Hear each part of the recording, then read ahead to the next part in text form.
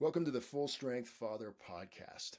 I'm your host, Christopher Corper, and founder of Full Strength Father, and today is episode 11. I just have a few thoughts that I'd like to share with you today. This morning, my wife and I had the opportunity to attend the funeral celebration of a man who I first met as my Little League coach growing up. Our lives would cross paths later, as his son, who was a friend of mine in high school and in Little League, who I played with, ended up marrying my older sister. So he recently passed away, and we had his funeral celebration today, and it was held in a beautiful amphitheater at the base of a mountain range. It was an incredibly clear, perfect temperature morning, spring morning. The foliage around there was green, and it was just fresh, just an amazing setting. And the nature surrounding this setting was a reminder to me of how our lives are just so fleeting on this earth. Those mountains have been there for thousands upon thousands of years. And here we are, just for this brief period. We are born, we live, and we die. And that space where we're living is everything, that moment that we're in. And it was so powerful in that setting, listening to the stories that were being shared from friends and family of this man, from how wild he was as a young kid and all the things that he did, and the trouble he got into, and the pranks that he played, and all the fun things that he did, the memorable things that he did as a kid, and then young adulthood and what he was like then, and then into fatherhood and growing a family and a business and all those kind of things. We heard stories about successes and challenges, and we heard about the impact that he made on people's lives. And he was a man of laughter. He was a man of creation. He was an artist, and like I said, owned a print shop. So he created beautiful pieces of art and was super talented in that, and worked really, really hard on that talent and that gift. And he was very engaged with his family and his friends and his community, and was just a force for good. And again, one of the things that people constantly referenced was his laughter and his personality and his joking personality, and how he was always making people laugh and looking for opportunities to make people laugh.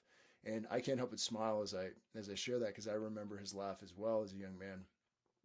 We'd be in this old Toyota van that he had, driving through the desert on the way to a baseball tournament, and he'd be cranking the Eagles or some other awesome bands. He had a great taste in music. I remember going to his house and playing with his son and hitting the batting cage in their backyard. And we would play Guitar Hero, and just all sorts of amazing memories that I have of this man. And I thought to myself, that's what this is all about, right? That is what life is all about. Yes, we want monetary success and we want all these other things, but nowhere in that celebration was the bank account mentioned. I mean, again, I'm not negating the importance of financial security and doing those things, but what was talked about and what was cherished and what people held on to in this moment, where we were remembering his life, were experiences and feelings, like how this man made them feel through how he acted. And it reminds me of the phrase in our purpose, the Full Strength Father purpose. It says, I'm adaptable, humble, and do not allow my ego to rule my decisions. I'm decisive and take strategic action. And then this sentence here, I lead, teach, and serve with love and empathy. I actively create experiences that foster growth and connection. And this man was such an example of that. It's like everywhere he went, he was creating these experiences.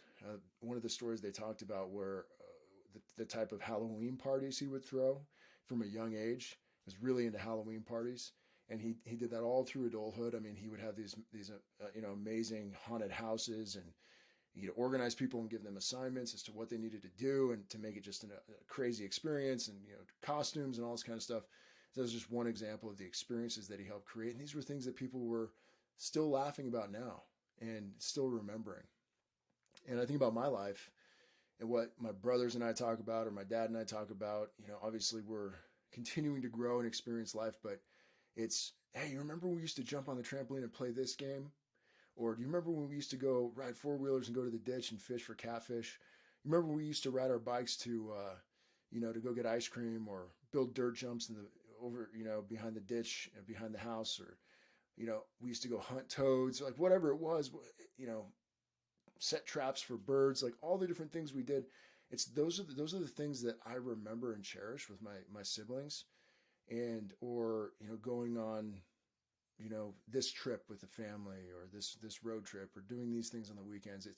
Those are the things that we cherish. So it was just a reminder to me to live present, to live fully. The story of our lives is not yet fully written. We don't know when our lives are going to end, but it's up to us to create that plot and the characters and ultimately the ending. That happens every single day that we're writing our story. And I thought about the process of writing a novel. And it's you're developing an idea, creating a plot outline, developing the characters, and writing a rough draft, and revising and revising, and writing and constantly trying to improve the story and the adventure and everything that encompasses what you're writing about that idea, and then eventually you submit the novel and it's published. And isn't that like life? We have these dreams, we have these ideas, we have these goals and aspirations and what we want, and then we make plans and we take action, and then we have characters in our stories. We're the main character, and we can change our character. We can upgrade our character. We can become a better person. We can change, and then we can also help the characters around us in their stories. And then we're writing this story every single day. What are we writing? How do we write an amazing life story? I thought of 3 things that came to me as I reflected on this experience that I had at this funeral celebration. 3 things that really stuck out to me that this man did very, very well, and which was why he left such an amazing impact. First is time, second is attention, and third is adventure. Time, attention, adventure. Time, attention, and adventure. So he spent time with those around him. And there were a lot of ways that he did that, from painting and art and music to golf to baseball to hikes to all these different things. Think about, in your life, are you creating time and space to be with the ones that you love, to have these memories? Or are we wasting time? And that's a really great question. Just look at time, because time is the medium that we write in when we write our stories. Then attention. So are we present with those that we love? Are we present in that time that we're with them, fully engaged? And then third, adventures. What adventures can you go on with those that you love, with the people around you, or yourself? What adventures can you create so that when you look back on your life, you can remember them with excitement, and it can bring back all of those memories? And I recently shared the story of how my sons and I went up to the mountains and just created a fort. That's a little adventure. That's a mini adventure. What adventures could you have today, tomorrow, this week? And go do them. Don't have to be complicated. Don't have to be super planned out or anything like that, but adventure, activities. Go do the things. And those are the things that are going to be remembered by those that you love. I often think about my boys and what they're going to remember about this time in our lives. And, it's interesting because in previous episodes, I talked about the difficult time that I was going through. And then I think about my father and 6 kids. My mom and him raised all 6 of us. I can't imagine what that was like. I only have 2, but what he went through from from the start of his career till now, and the challenges that he's faced. When I was 4, 5, 6, 8, 10, 12 years old, even 14, 16, it wasn't until I think like my 30s that I really fully appreciated, until I became a father myself, that I really fully appreciated what my dad was probably going through during those formative years. Because while I didn't fully grasp it at the time, he was going through that. But what he valued was time with me and being the best father that he could be. And that's what I saw, right? I didn't see financial stress. I didn't see all those things, behind the scenes. I mean, I knew we were going through challenges at certain times, but he let that be secondary to his role in impacting me and spending time with me and being a part of my story and creating those experiences and those adventures. So think about that. That's what I've been pondering on today. That's what I wanted to share, because we don't have much time. Even if we live to be 80, 90 years old, wherever you are on the spectrum, we just don't have much time here. And let's use every single day we can to create the best life story that we possibly can. And remember death. Memento Mori. Always remember.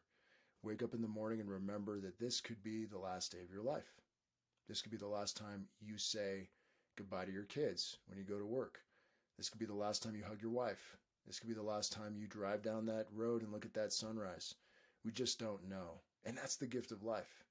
Because if we keep that at the forefront of our minds, it's going to remind us to be present. I'll finish with a quote by Mark Twain that I love. It says, quote, "The fear of death follows from the fear of life. A man who lives fully is prepared to die at any time." Let us be men who live fully in every sense of the word, and who leave a lasting impact on the ones that we love and the other people that are writing their stories alongside us. Thank you for spending some time with me today. With that, I will see you in the next episode.